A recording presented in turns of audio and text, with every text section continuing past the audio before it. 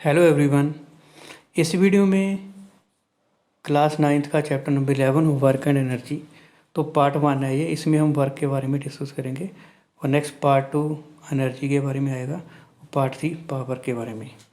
तो इस first paragraph में तो ये लिखा हुआ है कि if we perform the work we need energy. So कोई भी वर्क करने के लिए हमें एनर्जी की ज़रूरत पड़ती है। तो वर्क और एनर्जी जो है वो एक ही कैटेगरी है या एक ही सिक्के के दो पहलू है। अब इसमें देख रहे हो आप, अंडरलाइन किया हुआ है मैंने, पॉइंट कुछ अंडरलाइन किए हुए हैं। इन पॉइंट्स को आप एज इट इज़ बुक से कॉपी करके अपने नोटबुक में लिख सकते हो और उनको फिर अच्छी तरह से रिवाइज कर सकते हो। तो चलिए बात करते हैं वर्क के बारे में। अब यहाँ पर हम डिस्कस करेंगे कि कब वर्क डन नहीं होगा। Not much work in spite of hard working. Kamli is preparing for examination. She read books, draw diagram, attend classes, perform experiment। तो ये सारी एक्टिविटी की, या इस तरह से बोलें कि ये सारा वर्क कमली ने किया। तो ये क्या वर्क की कैटेगरी में आएगा साइंटिफिक लैंग्वेज में? तो बहुत कम अमाउंट में वर्क डन की कैटेगरी में इसको रखेंगे। तो इस तरह से हम ये भी बोल सकते हैं कि ये वर्क की कैटेगरी में नहीं आएगा, साइंटिफिक लैंग्वेज में वर्क डन नहीं हुआ। अब दूसरी एग्जांपल लेते हैं। Push a huge rock, rock does not move. Rock को पुश किया, फोर्स लगाई, पुश और पुल फोर्स होती है, तो फोर्स रॉक के ऊपर लगाई, रॉक जो है वो मूव नहीं किया, तो उसको भी हम बोलेंगे कि वर्क डन नहीं हुआ। क्यों नहीं वर्क डन हुआ? क्योंकि रॉक जो है वो डिस्प्लेस नहीं हुआ, रॉक की कोई डिस्प्लेसमेंट नहीं थी। अब नेक्स्ट बात करते हैं, heavy load on your head. अब आपके सिर पर कोई हैवी लोड है तो वो भी वर्क की कैटेगरी में नहीं आएगा साइंटिफिक लैंग्वेज में अगर हम बात करें। अब वर्क डन कब होगा वो देखते हैं यहाँ पर। जो climb up the steps of stair, first, second, climb up a tall tree. तो साइंटिफिक लैंग्वेज में जब ये आपने दो एक्टिविटी की, एक तो एक्टिविटी की स्टेयर्स वाली, क्लम्प अप किया स्टेयर पर, और दूसरा क्लम्प अप किया टाल ट्री पर, तो ये साइंस में या साइंस की लैंग्वेज में कहें तो ये वर्क डन काउंट होगा। Yes, this will be the work done. अब हमारी डेली लाइफ में बहुत सारी एग्जांपल्स होती है, बहुत सारी एक्टिविटी होती है, ऐसे बोल सकते हैं हम, जैसे like playing in field, watching A movie.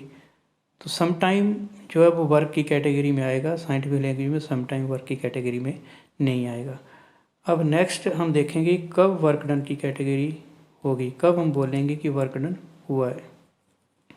देखो साइंटिफिक लैंग्वेज में देखो, पुश ए पेबल, आपने किस पेबल को पुश किया, इस पर फोर्स लगाई, इस तरह से आपने इसके ऊपर फोर्स लगाई और इसकी पोजीशन चेंज हो गई, ये इस सेकंड पोजीशन पर पहुंच गया डी डिस्टेंस कवर करने के बाद।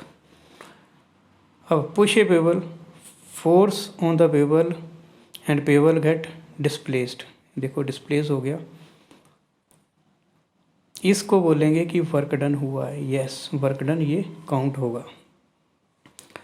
अब नेक्स्ट देखो, a girl pull a trolley moves a distance, तो ये भी वर्क डन काउंट होगा। अब lift a book through a height, कोई बुक आपने कुछ हाइट तक उठाई और उस पर फोर्स अप्लाई करी और बुक जो वो राइज अप हुई, तो उसको भी बोलेंगे कि वर्क डन हुआ हमारे पास। क्यों? क्योंकि फोर्स अप्लाई हुई बुक पर और बुक जो थी वो मूव की। अब ये डिस्कशन करने के बाद हमें ये पता चला है कि वर्क डन के लिए कौन सी कंडीशन ज़रूरी है। तो फर्स्ट इसमें देख सकते हैं कि force must act on object, force लगनी चाहिए ऑब्जेक्ट के ऊपर और ऑब्जेक्ट जो है वो कुछ डिस्टेंस कवर करे, या बोलें कि ऑब्जेक्ट जो अपनी पोजीशन से डिस्प्लेस हो जाए। तो ये वर्क डन के लिए नेसेसरी दो कंडीशन है। बाकी यहाँ पर ये पुल इस पुलिंग ए कार्ट मूव, तो ये वर्क डन होगा या नहीं होगा, ये आपने कमेंट करके मुझे बताना है। अब एक्टिविटीज़ है, डेली लाइफ की बहुत सारी एक्टिविटी हम करते हैं, तो उन एक्टिविटी में आपने ये नोट करना है कि कहाँ पर आपका वर्क डन हुआ और कहाँ पर वर्क डन नहीं हुआ साइंटिफिक लैंग्वेज में। अब work done by a constant force, अगर कोई कांस्टेंट फोर्स लगती है एफ ऑब्जेक्ट के ऊपर, ऑब्जेक्ट डिस्प्लेस हो जाता है थ्रू ए डिस्टेंस एस, तो वर्क डन जो होगा वो क्या होगा, फोर्स मल्टीप्लाई डिस्प्लेसमेंट। तो यहाँ पर याद रखिएगा वर्क क्या होता है, फोर्स मल्टीप्लाई बाई डिस्प्लेसमेंट। तो work done by a force equal to magnitude of the force multiply distance moved in the direction of the force. तो वर्क जो होगा वो काउंट होगा, अगर किस तरह से काउंट करेंगे, किस तरह से कैलकुलेट करेंगे, फोर्स की मैग्नीट्यूड मल्टीप्लाई कर देंगे जो डिस्टेंस कवर्ड है। तब फोर्स जो होती है, फोर्स होती है उसकी मैग्नीट्यूड होती है और डायरेक्शन उसकी नहीं होती। अब देखते हैं इसमें वर्क के यूनिट होंगे, यहाँ पर यूनिट हम लिख सकते हैं, फोर्स के यूनिट होते हैं न्यूटन और एस डिस्प्लेसमेंट है, इसके यूनिट होंगे मीटर। तो फोर्स के यूनिट बनती है वो न्यूटन मीटर, सॉरी वर्क के यूनिट बने वो न्यूटन मीटर हमारे पास आ गए। अब किस वक्त हम कहेंगे कि हमने 1 न्यूटन मीटर वर्क किया है, अगर 1 न्यूटन फोर्स लगती है ऑब्जेक्ट के ऊपर, ऑब्जेक्ट जो है वो 1 मीटर डिस्टेंस कवर करता है, तो उस टाइम हम बोलेंगे कि हमने 1 न्यूटन मीटर वर्क किया। अब वर्क के एक और यूनिट होते हैं, वो होते हैं यूल। तो कब हम काउंट करेंगे कि 1 जूल वर्क हमने किया, हम देखिए यहाँ पर ओके। तो 1 joule work is done when 1 newton force displaced by 1 metre along the line of action of the force. देखो इसको ऐसे समझो कि 1 जूल वर्क होगा अगर किसी बॉडी को हमने 1 न्यूटन फोर्स अप्लाई की और वो बॉडी जो है वो 1 मीटर डिस्प्लेस हो गई, तो वर्क डन होगा वो 1 जूल होगा। अब यहाँ एग्जांपल है, a force of 5 newton act on the object is displace through 2 metre distance in the direction of the force. ये इंपॉर्टेंट लाइन है, याद रखना कि वर्क काउंट करने के लिए हम यहाँ पर देख रहे हैं कि हमें वर्क तो कैलकुलेट करना है, लेकिन जो फोर्स और डिस्प्लेसमेंट है, जैसे फोर्स है वो फोर्स बॉडी को डिस्प्लेस कर रही है और बॉडी उसी डायरेक्शन में डिस्प्लेस हो रही है जिस डायरेक्शन में फोर्स लग रही है। तो यहाँ पर आप फॉर्मूला अप्लाई कर सकते हो वर्क का। वर्क कैलकुलेट करते हैं फोर्स इंटू डिस्प्लेसमेंट, फोर्स थी 5, डिस्प्लेसमेंट थी हमारे पास 2, ये आ गया 10 न्यूटन मीटर और इसको बोल लेंगे 10 यूल वर्क डन। अब ये एग्जांपल है इसी तरह की, फोर्स 7 न्यूटन से रिएक्ट करती है बॉडी के ऊपर और बॉडी जो डिस्प्लेस होती है 8 मीटर। तो इसमें वर्क डन क्या होगा ये आप कैलकुलेट करिए और मुझे कमेंट करिए इसका आंसर क्या होगा। अब एक सिचुएशन, अलग सिचुएशन कंसीडर करते हैं। यहाँ पर देखते हैं कि यहाँ पर एक टॉय है और टॉय को ये अर्थ है इस तरह से, यहाँ पर ये अर्थ है, इस टॉय पर फोर्स लगती है along the direction of earth, या ऐसे बोलें कि अर्थ के पैरेलल इस पर फोर्स लग रही है, ये पैरेलल फोर्स इस पर लग रही है अर्थ के parallel. Force and displacement are in same direction okay by a baby pulling a toy car parallel to ground. यही चीज़ मैंने जो आपको बताई यही चीज़ है यहाँ पर। अब वर्क डन होगा और ये वर्क डन होगा equal to product of force and displacement. और इस सिचुएशन को या इस तरह के वर्क डन को हम बोलेंगे, जो वर्क डन हुआ वो पॉजिटिव वर्क डन हुआ।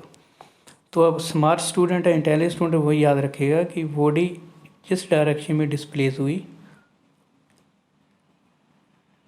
उसी डायरेक्शन में फोर्स लग रही थी, मेन जिस डायरेक्शन में फोर्स लगी बॉडी भी उसी डायरेक्शन में डिस्प्लेस हुई, तो वर्क डन जो होगा वो पॉजिटिव वर्क डन होगा।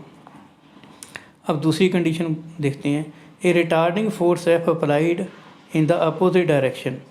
अब देखो हमने क्या करा, हम इस पर फोर्स लगा रहे हैं इस तरफ एफ, एक रिटार्डिंग फोर्स अपोजिट लग रही है। रिटार्डिंग फोर्स क्या करती है, ऑब्जेक्ट को रोकती है।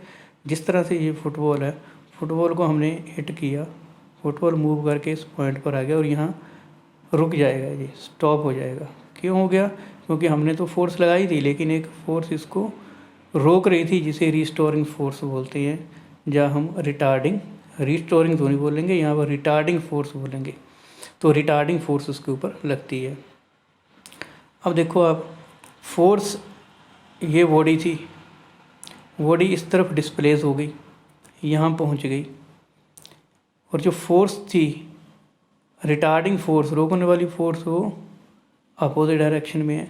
तो बॉडी डिस्प्लेस हुई इस डायरेक्शन में, रिटार्डिंग फोर्स थी उससे अपोजिट, एंगल हो गया 180 डिग्री।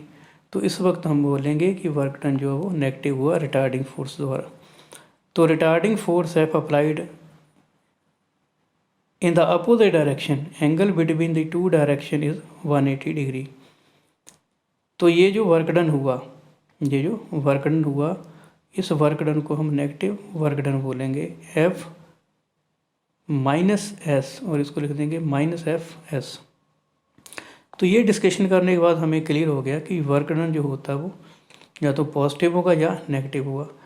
अब हम पॉजिटिव नेगेटिव वर्क डन के बारे में एक बार आपको शॉर्ट में बता देते हैं। देखो, ये बॉडी थी, इस बॉडी के ऊपर फोर्स लगी इस तरफ, बॉडी डिस्प्लेस हुई उसी डायरेक्शन में, फोर्स की डायरेक्शन और डिस्प्लेसमेंट की डायरेक्शन एक ही तरफ है, एक ही डायरेक्शन है दोनों की, तो वर्क डन पॉजिटिव है। ये बॉडी है, बॉडी डिस्प्लेस होकर यहाँ पर आ गई, लेकिन रिटार्डिंग फोर्स अपोजिट लग रही थी। अब डिस्प्लेसमेंट और फोर्स, रिटार्डिंग फोर्स की डायरेक्शन अपोजिट है, तो वर्क डन जो होगा वो नेगेटिव होगा। अब देखते हैं आगे, ये यहाँ पर एग्जांपल लिखी है। एग्जाम्पल में देखिए आपके पास, a porter left a luggage of 15 kg from a ground and put it on his head 1 metre above the ground, calculate the work done. Work done calculate करना है। मास 15 kg दिया हुआ है, डिस्प्लेसमेंट 1.5 मीटर हमें दी हुई है।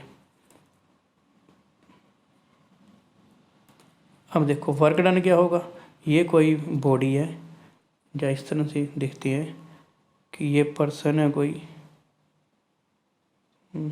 पर्सन बन गया,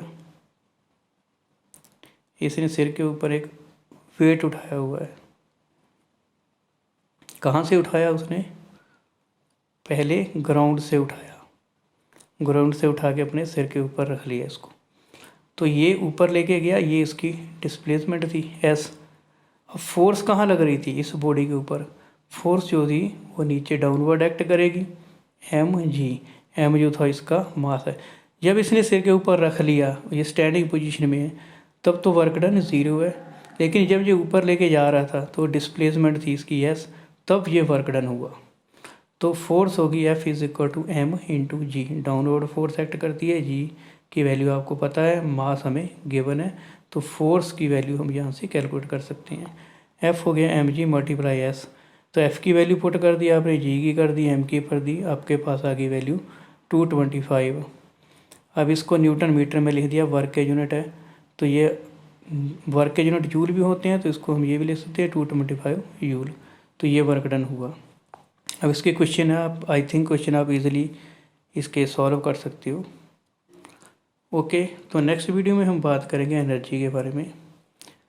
अगर वीडियो से फ़ायदा हुआ है तो इसको अपने फ्रेंड्स के साथ शेयर कर दीजिए और चैनल को सब्सक्राइब कर लीजिए। Thank you so much for watching this video.